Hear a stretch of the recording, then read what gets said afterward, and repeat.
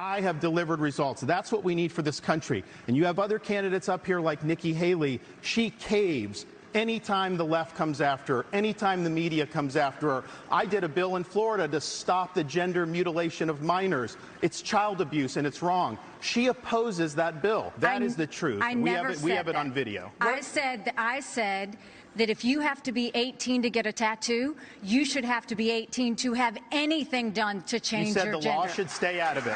I think the North Star here is transgenderism is a mental health disorder. We don't let you smoke a cigarette by the age of 18.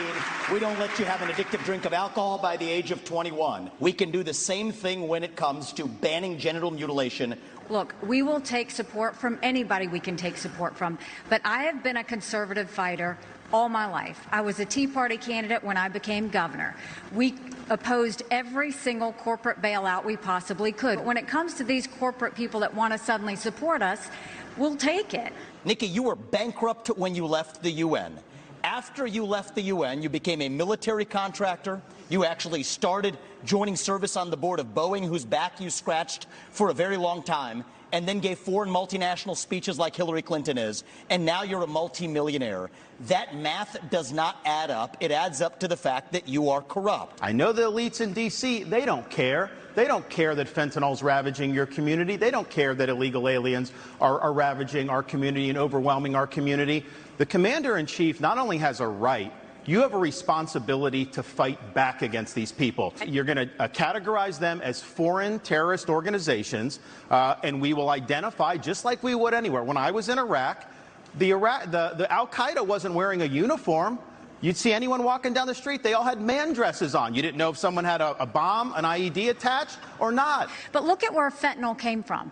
Let's go to the heart of the matter. It came from China. That's why we need to end all normal trade relations with China until they stop murdering Americans with fentanyl. But this is where Trump went wrong.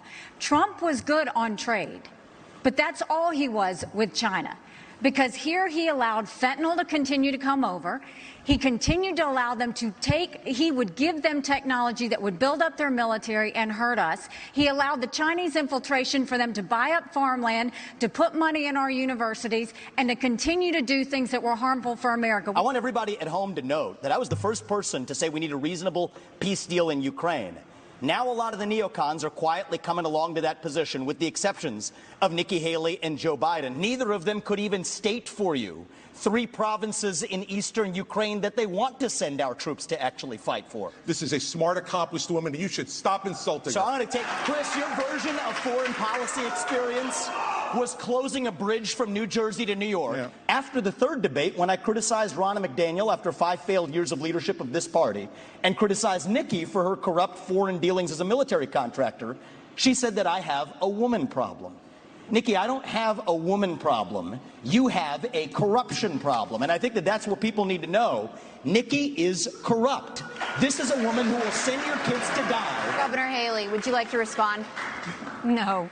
It's not worth my time to respond to him. You seem to be saying Donald Trump is no longer mentally fit to be president. Is that what you think? The idea that we're going to put someone up there that's almost 80 and there's going to be no effects from that, we all know that that's not true. You're not answering it. You just don't like. You have your thing. You have your thing. They're afraid to offend. And let me tell you something. If you're afraid to offend Donald Trump, then what are you going to do when you sit across from President Xi, you sit across from the Ayatollah, you sit across from Putin?